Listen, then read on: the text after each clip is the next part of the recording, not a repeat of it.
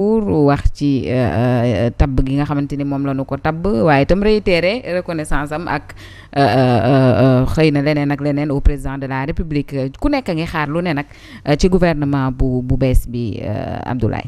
waaw xam nga effectivement que xam nga fi mu ne nii acteurs politiques yi yéen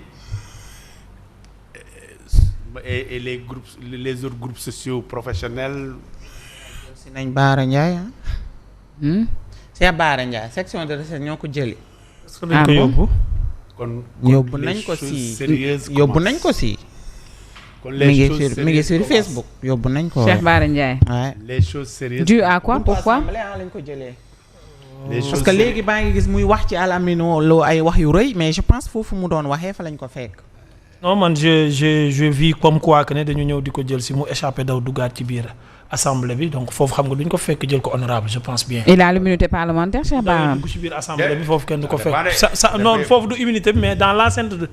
dans l'enceinte de l'assemblée kenn du ko fekk di ko fa jàpp. flagrant dañ koy lever yóbbu maintenant su duñ ko fekk ci biir enceinte bi di ko yóbbu je pense que.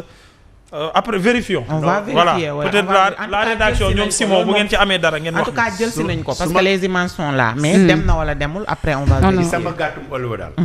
les choses sérieuses commencent oui. waaw les choses sérieuses commencent. parce que lii bu commencé am rek. y a quelque mooy y a une situation tendue. y a une parce situation que man aussi li ma jaxal assemblée le groupe majoritaire yàkkamti bi ñu yàkkamti. ak 130 députés la ñu am ñoom ci assemblée ba mais j'ai vu que le la vote. section de recherche a fait oui interruption. il y a 2 de l'opposition parce que 132 la ñu ko. non jàpp nañ ko Ahmed. ki loolu la wax la section de recherche a fait irruption à l'Assemblée nationale et a procédé à l'interpellation de Cheikh Bara Ndiaye. oui jàpp nañ ko yàkkamti bi ñu yàkkamti. parce que en vérité gars yi n'étaient pas obligés. de se précipiter. d'organiser aujourd'hui cette séance-là. mais qu'est-ce qui se passe. man loolu moo ma jaaxal. ouais c'est la grande question. pourquoi cette précipitation. pourquoi cette précipitation y a anguille sous roche. mais li ma waxoon sànq rek donner du temps au temps. xam nga le problème c'est que maintenant par rapport à la composition du nouveau gouvernement loolu aussi également signal lay doon pour sénégalais yi. parce que si bu ñu xoolee les membres qui doivent le composer les gens auront une idée de ce qui se passe réellement par rapport au rapport sur les rapports entre le président Diomaye et Ousmane Sonko.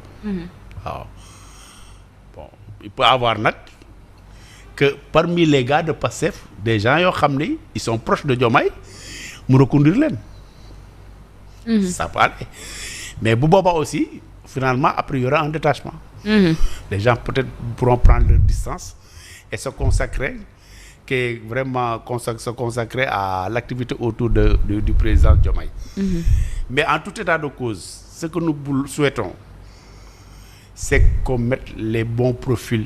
les hommes qu'il faut à la place qu'il faut. ñu jublu ci liggéey bi surtout doyen oui. et que le président fasse une déclaration officielle qu'il s'adresse aux Sénégalais pour leur parler.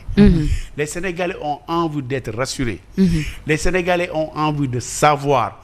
Les Sénégalais ont envie d'évoluer surtout. d'évoluer et de mettre en parenthèse certaines situations yoo xam ne da leen traumatiser. Ce qu'on a vu aujourd'hui le discours du président qui parle comme un président de la République. Oui.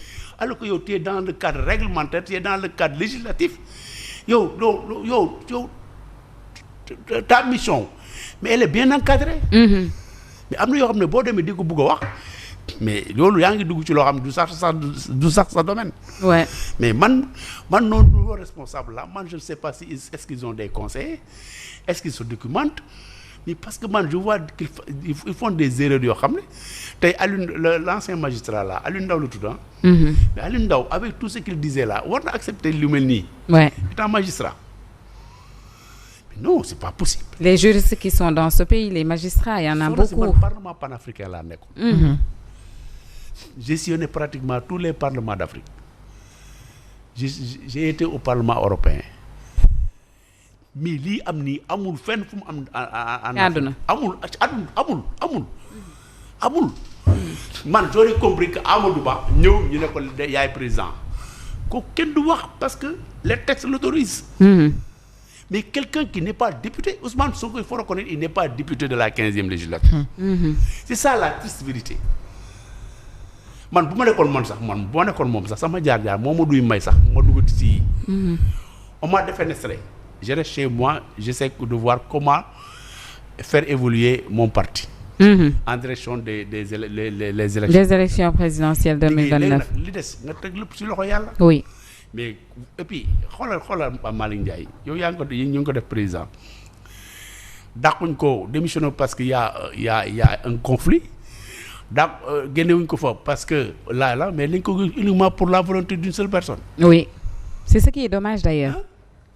L'intérêt du peuple est mis en rade pour l'intérêt d'une seule et unique personne. C'est ce qui inquiète les Sénégalais. Le gars a été installé, par exemple jëloon place am installé ko mu commencé comprendre nekk changer vie. nga xëy na ko génn ci loolu yóbbu ko. gaawtu. xëy na ñu def ko conseil. ak gaawtu bi dans le cabinet du président. oui. di ko fay le même montant qu'il avait. benn peut-être solution loolu mën nañu ko def. gaawtu bi toujours mooy problème mu sénégalais yi Ahmed parce que encore une fois maa ngi koy wax sànq même le jour de bi El Malick Ndiaye di démissionné xëy na du woon jour bu ñu doon xaar démission ndax un dimanche tu peux pas dem ci Facebook annoncer sa démission ne bind nga sa lettre kan nga jox sa lettre un dimanche le lendemain nekkoon férié kon lépp ñu ngi ci inéga xaw ma lu illégal bu ñu ko mën a woowee noonu. waaw xam nga. parax PVA no fi. C'est le parax qui inquiète.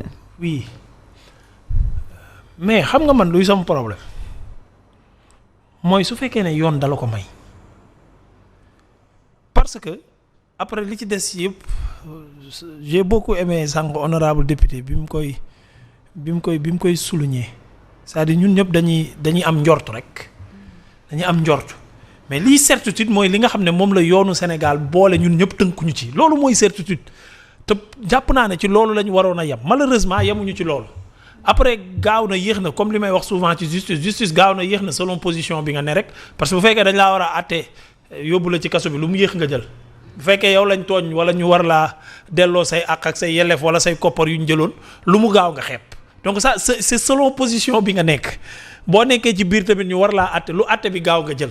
donc ça dépend ci position bi c'est de la même manière tey jii nii loi yi la ñu war a xool lan la may Pastef ak lan la ko xañ mais waruñu souvent et loolu dañ koy réussir moom dañuy yóbbu ci débat boo xam ne amul benn sens malheureusement gaaw na yéex na bi mu ko defee gaaw na dafa am lu muy làqatu immunité parlementaire lay wër naa nga maanaam ñun ñëpp ci ay supposition lañ koy teg rek doo ko teg ci dara loo xamante ne nii lu dëgër la na fi mais en tout état de cause man jàpp naa ne lii nga xamante ne nii moom moo fi des ba des fi moom mooy déglu le président de la République.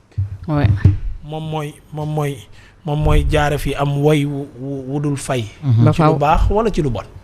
waaw l'histoire mu ngi nii toog di ko xaar tijjul ko ay page yoo xamante ne ni moom mooy xool lan la ciy def mais lii xew actuellement c'est catastrophique. mais l'affaire Cheikh Bara. comme ni ma la ko waxee dafa daw dugg ci biir. donc gaa yaa ngi ci buntu bi di ko xaar. mais c'est dû à quoi d'ailleurs xanaa il a tenu des propos. mais ku nekk foofu loolu la wax dane des éléments de la section de recherche sont devant les portes de l'Assemblée. Ils sont venus pour arrêter Cheikh Bara il l'attend. Concernant les propos tenus on suppose toujours contre Lamine Lo. dañ ko fa jox néeg rek mu laal tëdd. mais tôt ou tard il va sortir ça c'est clair il va pas passer la nuit là-bas. non mais am na ay feemam ay garabam yu muy def ba romb leen te duñ ko gis mën naa am loolu lay préparer. mooy ndombo bi xanaa. Cheikh nag mënoon na leen ndombo meles bi lay takk kenn du ko gis. Cheikh mënoon na leen topp rek ndombo meles bi lay takk. moo gën a élégant nga Cheikh nag dafa am xam-xam. xam nga ma ni topp leen moo gënoon élégant wala.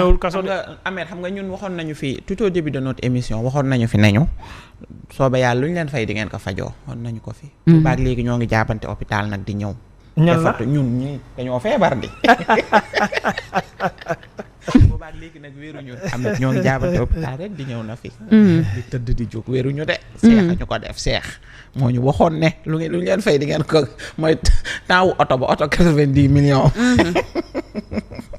kon ñu xaarandi gouvernement bu yees bi parce que tey moom ci journée bi. incha allah lu ne mën naa xew démb ci 19h la ñu tabb premier ministre bu bees mais moi je pensais que Al Amine faisait partie des leurs ndax Al Amine on se rappelle que moo fi nekkoon nag di dénoncer ay affaires moo fi waxoon à l'époque que sénégalais bu nekk ba ci liir yi danoo war a participer ci li nga xamante ni. moom moo di dette cachée bi on a vu les va 900 000 ou 500 000. 900 la woon voilà Al moom il a énormément tout de même. loolu nag Al. ma bañ ko fental tur teel na. bu ko dëggal. yaa ngi def sa 900 millions mais Ousmane tagg na quoi. oui justement moi je pensais qu'il faisait sur son discours ñu naan Al Amine mooy Ousmane. waaw man dama foogoon ni ci ñoom la bokk kon Cheikh Bara bu génnee wax ci moom yu rëy. xam nga la moo tax ngay vivre les valeurs foo mun a toog am solo Al Amine bi fi Macky Sall nekkee. moo nekkoon budget si je ne me trompe pas. da ngay def APR la bokk tagg PSE ba nga kontaan. da ngay defe ne APR la bokk.